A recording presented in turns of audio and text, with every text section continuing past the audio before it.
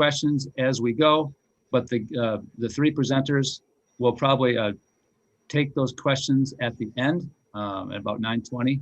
We'll go to about 9:30, and then we'll have a stop. But if anyone wants to stay around, the presenters have all agreed to stay around for another 15 minutes until about 9:45. So plenty of time to get your questions and comments into the record. So thanks everyone for being here. And without any further ado, I'll turn it over to Jennifer Hawkins. Wonderful. Thank you so much, Michael. Good morning, everyone, and thanks for joining us for this conversation. We're really excited to have some time to share the results of a study that we did over a couple months in August and September in partnership with HACER. So we have, I think, about 15 or 20 minutes of prepared remarks highlighting the results of that study. And then we'd love to have questions. So as Michael said, please go ahead and put those in the chat. Just a couple of introductions before we go ahead and get started.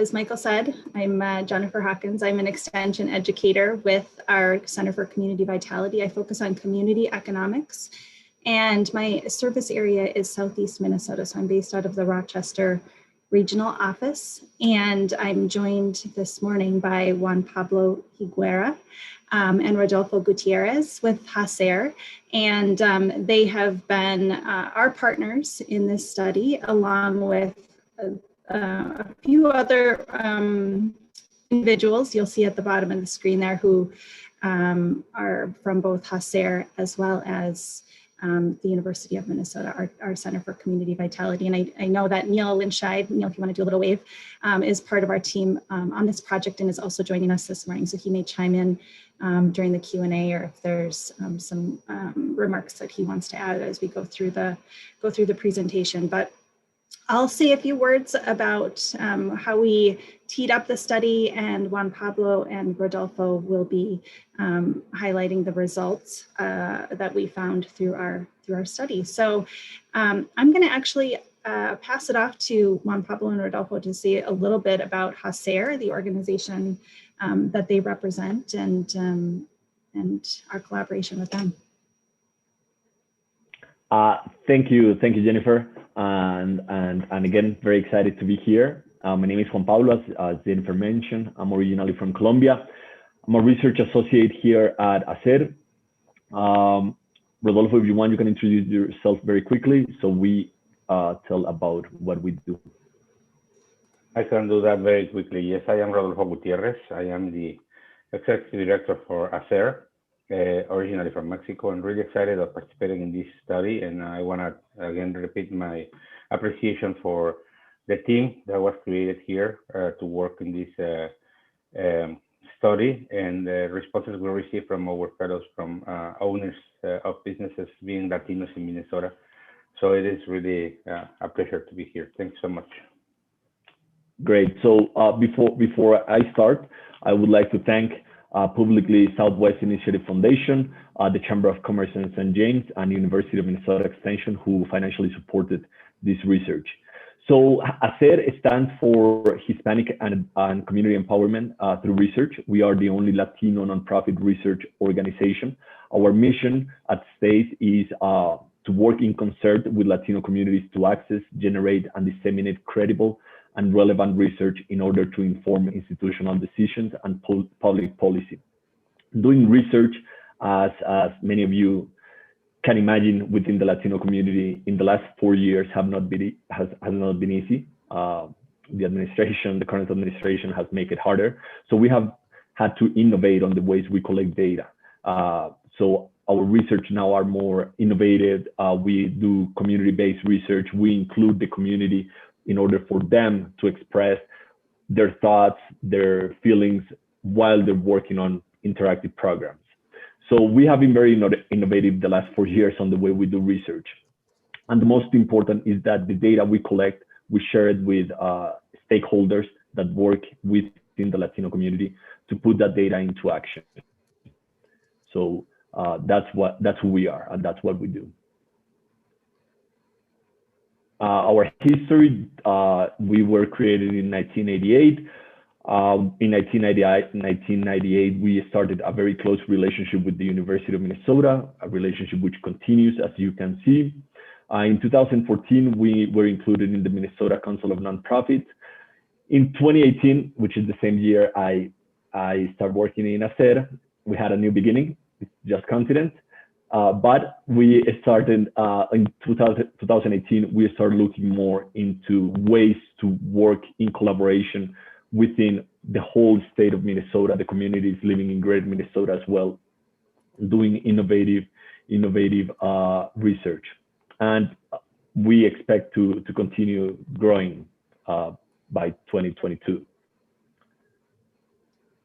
Some of our projects that we're working on right now, we're doing a research on East Lake to really understand how Latinos change the face of Latino businesses and other minorities entrepreneurs change the face of East Lake Street in Minneapolis. We're doing research with PHDR regarding cervical cancer in the women community of St. Paul and St. James, Minnesota. We're working with Latinos on COVID-19, sharing information, disseminating information about what to do and the vaccination. Thanks to Blanding Foundation and Northwest Area Foundation, we're going to start working on a research which is called the economic impact of unauthorized workers in greater Minnesota. With Esmeralda, we're working on a needs assessment for migrant workers. We have our Leaders of Tomorrow, which is a program that we work with Latino teens. We want to incentivize Latino teens to pursue higher education. This program, this research that we're going to show you, we're also working with in Austin, with the Austin Area Minority Business Project, with Southern Minnesota Initiative Foundation. We're working on Prosperity Initiative, and thanks to Smith, we're going to be working on Creando Ando #2. We have much more, but we can tell you more if you contact us. Thank you. All right. Thank you so much, Juan Pablo. Okay, so I'll just spend a few slides here talking about the project itself, how we teed it up, and then we'll dive right into the results of the research. So this study, the goals were designed to estimate the number of Latino firms, and particularly in Southern and Central and the metro area, and also understand the impacts on the businesses themselves, the community more broadly, both direct and indirect of the COVID pandemic. So that was the purpose of the study, was to start to suss out those impacts on Latino firms specifically. So our methodology was an electronic survey that was emailed directly to around 250 people. It was offered in both Spanish and English, and the respondent could choose which version they wanted to take. We had 112 folks on the list for Greater Minnesota and 142 on the list from the metro area. It was disseminated through emails directly to those businesses that were identified as Latino-owned firms. And as Juan Pablo mentioned earlier, we partnered with the Latino Chamber of Commerce, the Latino Economic Development Center, and then we obtained a list from a database called Reference USA in order to disseminate that survey. We had 53 completed responses, so we had about a 20% response rate. Roughly half of the respondents were from Greater Minnesota and half from the metro. We did have a handful that did not disclose their location, and the vast majority, 80% of the folks completing the survey were the business owners. As we did the analysis, we also looked at the responses to our survey and compared them with the US Census Business Pulse responses. So concurrent to when we were doing our survey, the US Census was doing a survey of all businesses across the nation. And so we were looking at Minnesota responses and comparing those. And so some of those data points will be highlighted as we talk about the results. So in terms of who responded, we had a really great variety of sectors represented in the responses. We did have a lot of, the highest number of responses came from the professional and technical category and the restaurants and food businesses. About half of the respondents were deemed essential in the March stay-at-home order, but you can see that about 90% continued operations despite the stay-at-home order. And we had only one firm responding that had closed permanently due to the pandemic. So that's just a little bit of a highlight about the survey, how we teed it up, and the respondents themselves. And now I'll pass it along to, oh, I'm sorry, my slides were not advancing. I apologize for that. So I'll pass it along to Juan Pablo and Rodolfo now. Thank you, Jen. It was very nice what you mentioned, and it was very nice working with you, I gotta say it. So in order to do this research, what we wanted to do is to really understand how COVID-19 had impacted Latino-owned businesses in greater Minnesota, especially southern Minnesota, southwest Minnesota, and central Minnesota, and the 7 metro county areas. So we wanted to look at it from different business perspectives. So we wanted to focus on revenue and expenses. We wanted to learn about how their day-to-day operations and their ability to reinvest in their business was impacted.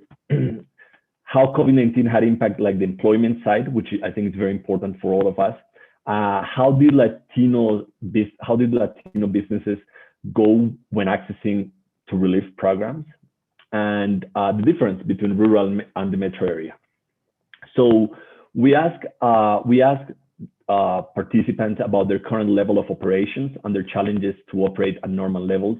And about 27% of respondents were operating at normal levels, only 27%. And keep in mind that this survey was made between, please Jennifer, correct me, between July and September, October, right? 2020. So, yes, Jennifer, yes. So yeah, it was July, August, September, yeah.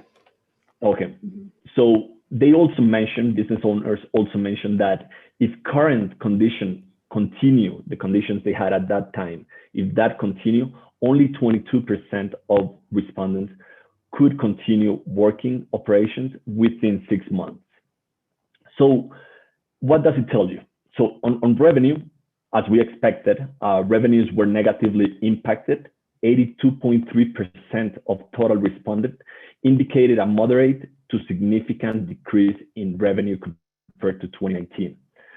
12% indicated no change, and only 6% indicated moderate increase or significant increase in revenues. Something curious is that out of those 6% that indicate increase on the revenues comparing 2020 to 2019, which were only 3 businesses, 2 were from professional technical services industry, and 1 from the construction industry. The one from the construction industry was located in greater Minnesota, and one of the professional technical services was also located in greater Minnesota, meaning that more businesses in greater Minnesota indicated an increase on the revenues. When we mention about professional technical services, we asked business owners what industry were they were, and one of the options were professional technical services, and others, and we have other option which was others, all others. On those all others, they were able to indicate what a specific industry, like what a specific kind of business they had. Most of those were cleaning services, communications, marketing, translation, staffing agency, or safety. Those businesses were put on professional and technical services. On expenses, as other similar studies from the U.S. Census Small Business Pools, the Rochester Area Business Survey, or the Minneapolis Federal Reserve Bank Business Survey, businesses have been incurring in additional costs due to the pandemic. And I think it was expected, since we have seen how businesses have struggled with pandemic-related supply shortage and accommodation for safety of employees and clients. So the increase, so 50% of the restaurants that we interview mentioned to have a moderate increase or significant increase on their expenses. Also, retail, 60% of retail businesses mentioned to experience a moderate increase or significant increase in 2020 compared to 2019. On the other hand, 68% of respondents from professional and technical services mentioned that their expenses did not change. So I think the professional and technical services did not change like the expenses that much because they were more able to do remote work. And when you do remote work, maybe you decrease some expenses on rent, on gas. So that's what we found on revenue and expenses. So on operations and investment, it was important to see how the day-to-day operations and the capacity to reinvest on their business for the Latino-owned businesses was. So the most common challenge for Latino-owned businesses in their operations was the supply shortage and the customer ability to access their business. 44% of restaurant owners mentioned those were the most common operation challenges. And I think it's understandable since restaurants have to deal with suppliers and depend on customers going like into their bricks and mortar business. So 44% of restaurants mentioned that those two were the most important challenge. On their ability to reinvest on their businesses, according to experts, you should invest like 10% of your revenue into your business. And we can see here that 53% of respondents decreased their ability to reinvest in their business. Michael, we can go to the other slide, please.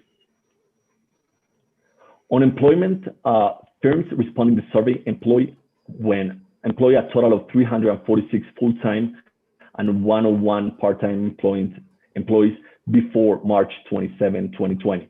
When we did this survey, there were a total of 218 full-time and 70 part-time. So the employment fell by a third.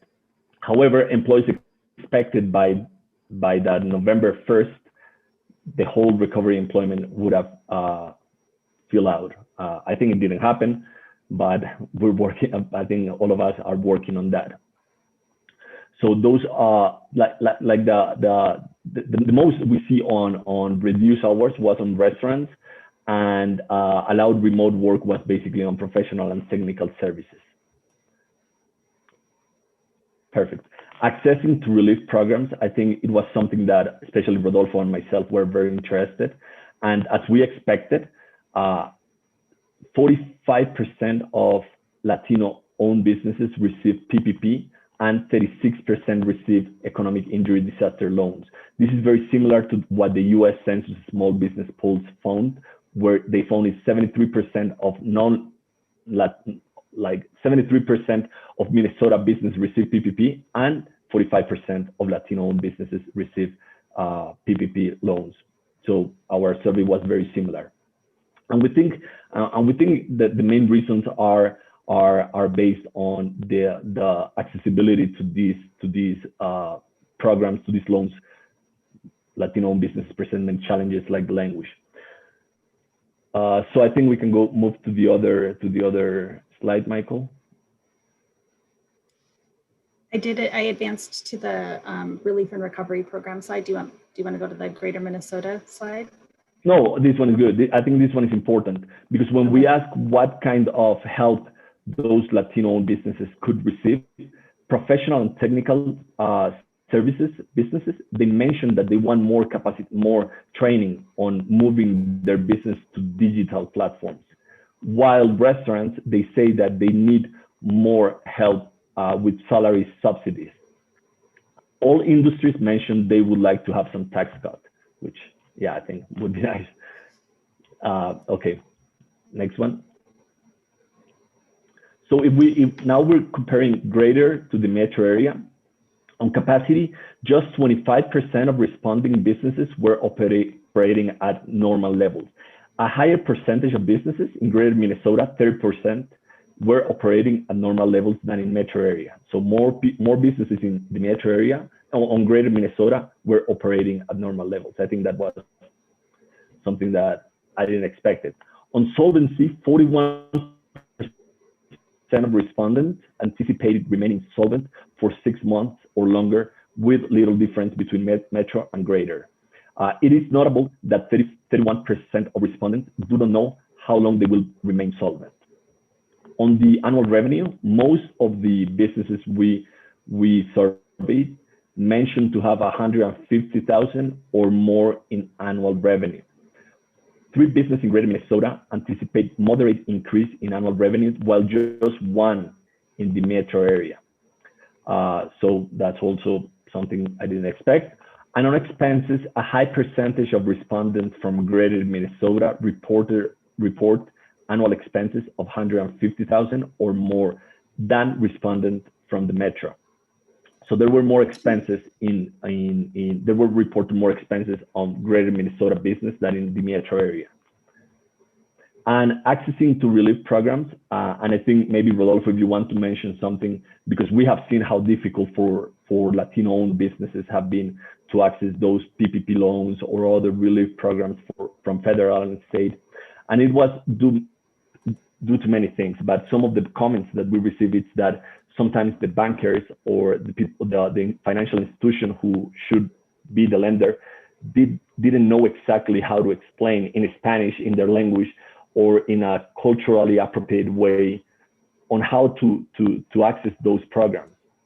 Also, they mentioned that the program came out too quickly, that when non-English speakers businesses were to access, they run out of funds. So those are the main insights we collected. We have a full report that explains more in depth what we found. I'll just chime in on the one final element of the report was taking the responses from the survey and estimating the direct impact on those respondents, and then the indirect and induced effects using the econometric modeling software Implan. And so you can see here that based on our estimates and the responses from the businesses in this survey, that we are estimating a negative economic impact of about $2.7 million. And that includes the direct as well as the indirect and induced effects across industries. So just at a high level, and there is more detail as Juan Pablo mentioned in those reports. And the reports are linked here. And so in conclusion, you can see what we're finding here is that Latino-owned firms have experienced slightly greater impacts from the pandemic than average Minnesota businesses. They're less likely to access the relief programs that were available in the last round, and I know I'm seeing information that some changes have been made to this more recent round that can hopefully help mitigate that. There is a value of and a need for additional supports for Latino-owned firms, as Juan Pablo mentioned. And then we had 53 respondents, which was about a 20% response rate based on our lists, but you know, we just had a handful of businesses in a couple of categories, and so expanding the sample and the response rate would be a benefit in our ability to extrapolate and draw broader generalizations. So with that, I think we have about 5 minutes left for questions. For our allotted time, I don't know if Rodolfo or Juan Pablo had any other final comments. I don't see any questions in the chat right now. So maybe if Juan Pablo or Rodolfo have any other items they'd like to add to the conversation, or Neil, if you had anything that you wanted to add in while we wait for a couple of questions to come in, I think we have some time. So like questions in the chat, does the negative $2.7 million economic impact only apply to the 53 respondents? Yes, yep. That was just based on our 53 respondents. Okay, more questions.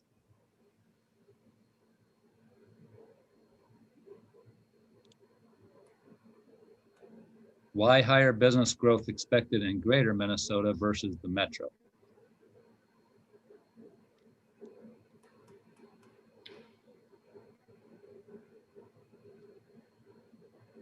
Yeah, I guess Juan Pablo is the best person to respond to this, but we are hoping some change. Go ahead, Juan Pablo, please. Sure, Rodolfo. Why higher business growth expected in Greater Minnesota? than in Metro. Pam, I think we don't have like the exact answer. However, one of my, like, based on my experience, many people is going out of the metro area to now with this working from home. Many people are going out from the metro area and living into rural areas. That may be a reason why more people are starting their businesses in rural areas. And it's not only now restaurants, but also cleaning services company, selling clothes imported from Mexico, starting a tortilleria. So there are different businesses that I've seen that maybe we wouldn't have seen if people wouldn't like being fleeing out from the metro area. And also to add to that, most of the markets there in rural Minnesota are still kind of a field that can be open, while in the metro area, we do see a lot of businesses that are being developed along the time. So we are expecting even local investment into new businesses, and that is going to favor the development of new ones in the greater Minnesota area. Okay, there's another question. What do we know what percentage of all businesses in Minnesota are Latino owned? I guess that is a question for I don't know, very important genius that we haven't found yet. According to the Hispanic, the Latino Chamber of Commerce, there are 900 Latino-owned businesses in Minnesota. The problem, and I think that's something we here at HACER have noticed, is that Latino-owned businesses sometimes are not registered under the state, are not registered as a minority business enterprise. So this 900 number that the Latino Chamber of Commerce has, it's very, okay, so someone opens a food truck and it's a taco business, so perhaps it's a Latino-owned business. But really, when we started this research with Jennifer, we focused on businesses that were on reference USA, which are businesses that are legally established in the state and are minority business enterprise.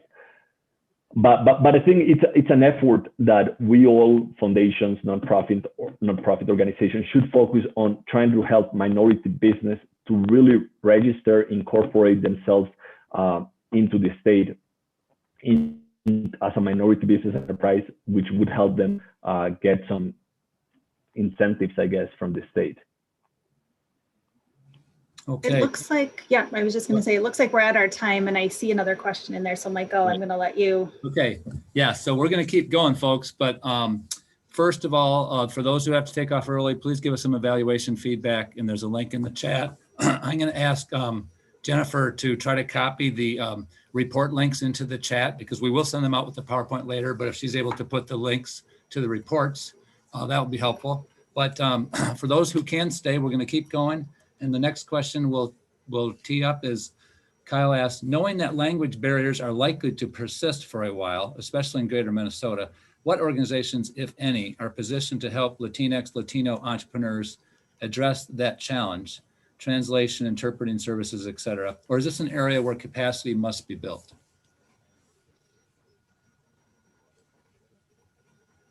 Definitely today, there are several organizations who are already working with this kind of mindset. Latino Economic Development Center is one of them that is working with several entrepreneurs and not only helping them in the process of registering themselves as businesses or following the entire process, but also offering different kind of support in the preparing them for being ready. But with them, there are many other organizations. We have partnered with at least 10 or 12 other organizations who are working in the state of Minnesota in order to overcome the problem associated with the language barriers. And Juan Pablo mentioned that the Latino Chamber of Commerce, they do have a very good approach to those businesses. And HACER is even also doing that. We do have our Creando Ando project that Juan Pablo mentioned it among many others, where we are trying to support business owners or business entrepreneurs in order to not seeing the barrier of implied by language use as a problem for them not to develop their businesses. So it's something that it's still in the process of being built, but it's there also. So the thing is that we need to increase the capacity to attend the demand that it is also growing. Also, if I may add very quickly, what happened and what we have noticed is that sometimes many Latino organizations focus with the community living in the metro area. But I think this new reality that help us communicate through Zoom, that don't make us like drive to Owatonna or to Red Wing. Now I think organizations like HACER, like LADC, that are, they're concentrated and they're located in the metro area, they can now help and collaborate with translation services on a more easier way to help those communities in greater Minnesota, Latino communities, to access those not only relief programs, but talking about business, but also regarding health, regarding economic opportunities, regarding education. So I mean, we're here to help in anything you need, Kyle. And speaking of help, that's a good segue, because a couple of questions from the chat from Pam and Joey were kind of asking, what can we do more of to support what the study is telling us? And what's the next step after making these findings? Will report be shared with lawmakers and influencers, et cetera? Well, first of all, I guess one of the goals we did have with this study was to show that the economy of the state of Minnesota is greatly supported by Latino business, but by Latino-owned businesses. So yes, we want to distribute this report widely and try to generate the consciousness about how important it is to support these businesses, because even you might remember like several declarations about local economies just sustained in large percentages by these business owners, and they are not necessarily aware about all the support that is there available. So we want to pass the voice and try to create more visibility of these businesses, in the sense that we need to keep on supporting them.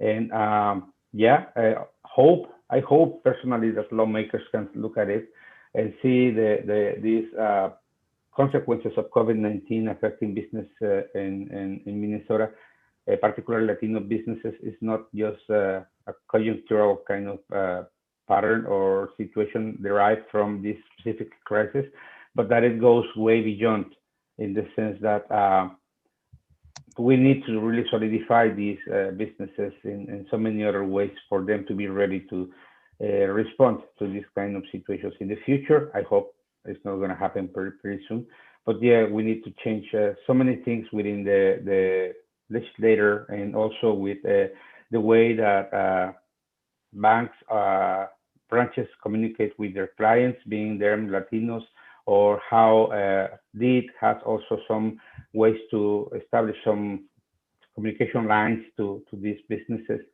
And that includes not only the Latinos, but also I hope it has impact in many other business owned by people who don't speak English primarily. But we try to bring this as a tool for people to advocate for these small businesses in Minnesota that are becoming big once it happens. Yeah, and if I may add very quick, go ahead, Jennifer, I'm sorry. No.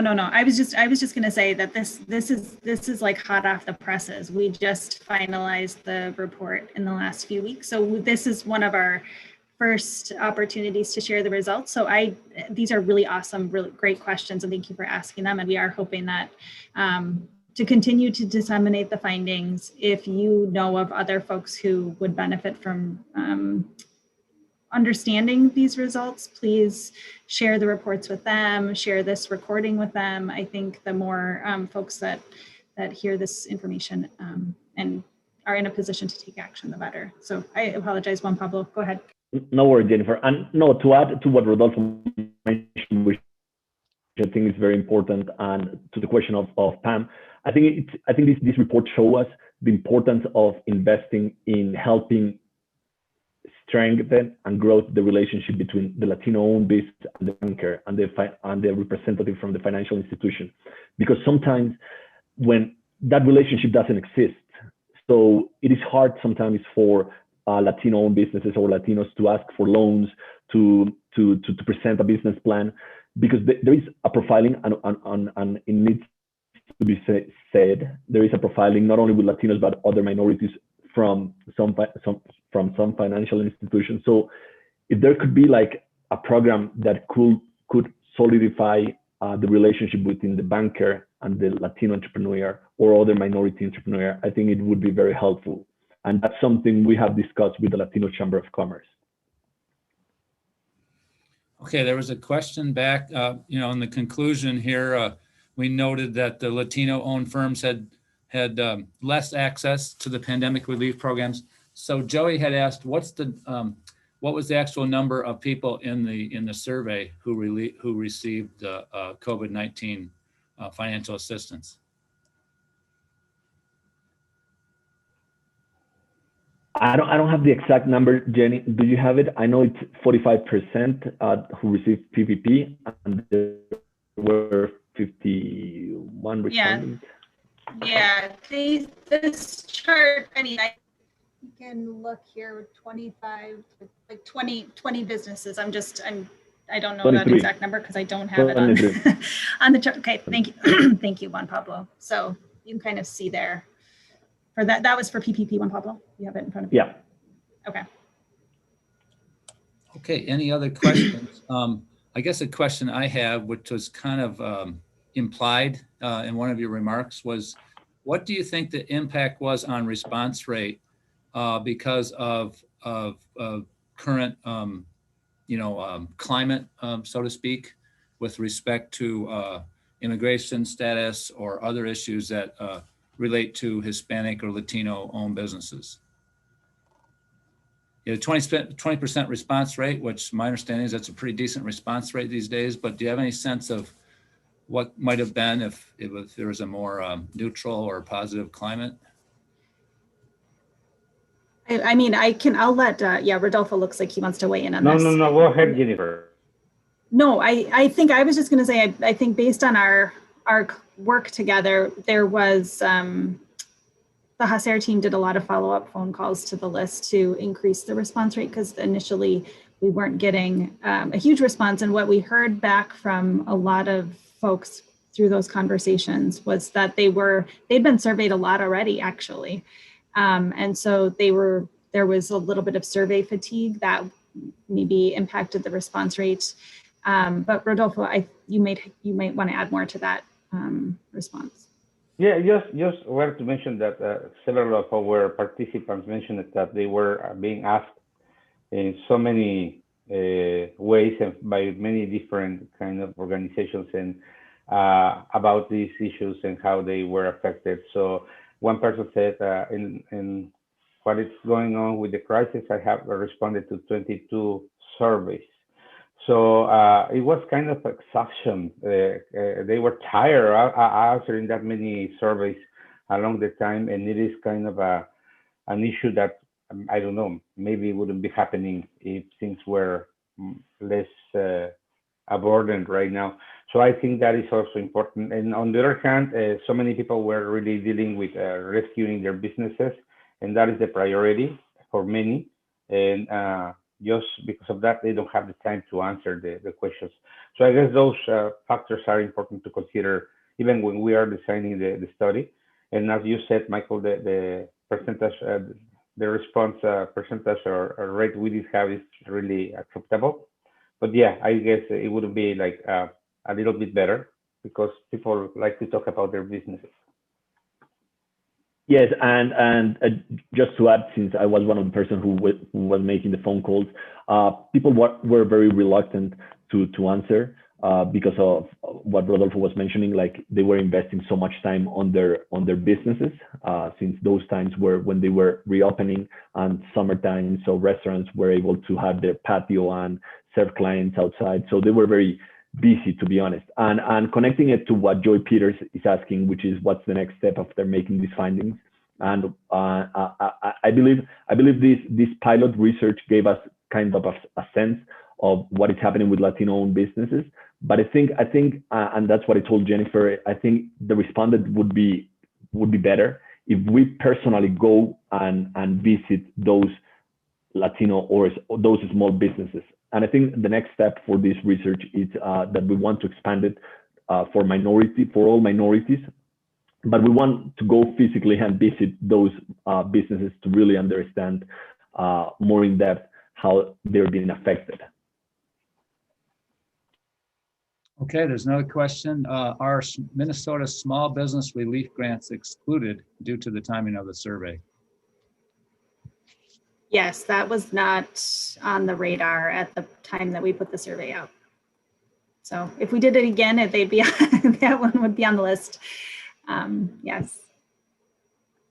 Okay, well, I heard Juan Pablo talk about face-to-face visits when when you're able to do that safely, and as things clear in the pandemic. So it makes me think of business retention and expansion, which is predicated on face-to-face interaction and building relationships, as well as getting data. So best wishes to you as you go forward with those type of efforts. And the community economics team and in Minnesota Extension is very keen on any kind of effective BR&E work you can do. So at this point, I don't see any more questions coming in. I keep plugging that evaluation survey, so please share with us your thoughts about what you'd like to see in future webinars, because you're seeing a kind of a nice variety of things here.